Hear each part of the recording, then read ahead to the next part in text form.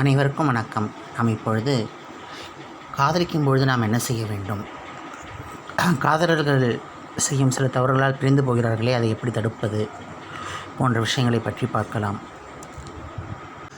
காதல் என்பது நம்முடைய வாழ்விலே மிக முக்கியமான ஒரு விஷயம். ஒரு மனிதன் மீது நமக்கு உணர்ச்சி ஏற்படாமல் நமது வாழ்க்கை முழுமையடையாது. அதில் கிடைக்கக்கூடிய ஞானம் என்பது மிகவும் உன்னதமானது. காதலிக்கும் பொழுது நமக்கு மிகவும் உன்னதமான ஞானங்கள் எல்லாம் கிடைக்கும். அந்த உறவை காப்பாற்றிக்கொள்ள நாம் போராடும் அந்த ஒவ்வொரு தருணமும் நமக்கு ஒரு விஷயத்தை போதிக்கும். அப்படி அந்த காதலை நாம்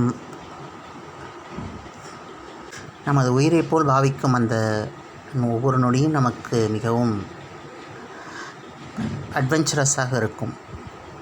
நமது காதல் விஷயத்திலே நாம் என்ன புரிந்து கொள்ள வேண்டும் என்றால், அந்த உறவு நமக்கு இறுதி வரை வர வேண்டும் என்பதை நாம் புரிந்து கொள்ள வேண்டும். அந்த உறவு காத்தல் மருவி காதலாக போய்விட்டது.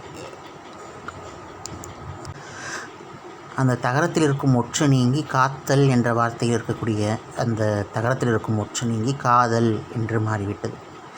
எனவே காத்தல் என்பதே காதலின் கடமையாகும்.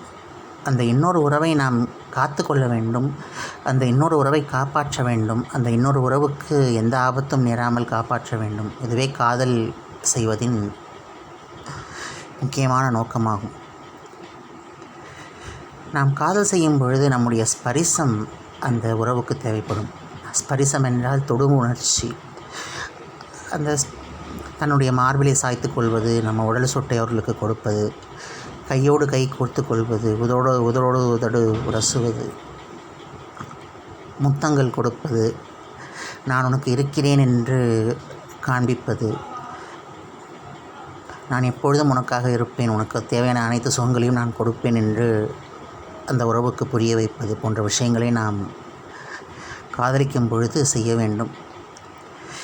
எங்காவது வெளியே கொண்டு செல்லலாம், பார்க்கு, பீச்சு போன்ற இடங்களுக்கு கொண்டு செல்லலாம், மனம் விட்டு பேசலாம், உங்கள் வாழ்க்கையில் நடந்த கதைகளை சொல்லலாம். நீ எனக்கு எப்படி முக்கியமாக தோன்றுகின்றாய், எல்லா உறவுகளோடும் நீ எனக்கு முக்கியமாக தோன்றுகிறாய் என்ற விஷயங்களை எல்லாம் சொல்லலாம். அந்த உறவுகளை பாதுகாத்து கொள்ளும் அளவிற்கு நாம் பேசலாம். அந்த உறவுகளிடமிருந்து உண்மையான அன்பையும் சப்போர்ட்டையும் பெற்றுக்கொள்ளும் அளவிற்கு நம்மால் காதலிக்க முடியும். ஒவ்வொரு நாளும் அந்த காதலை வளர்த்து கொண்டே போக வேண்டும். அப்படி செய்தால் அந்த காதல் நிலைத்திருக்கும். நன்றி, வணக்கம்.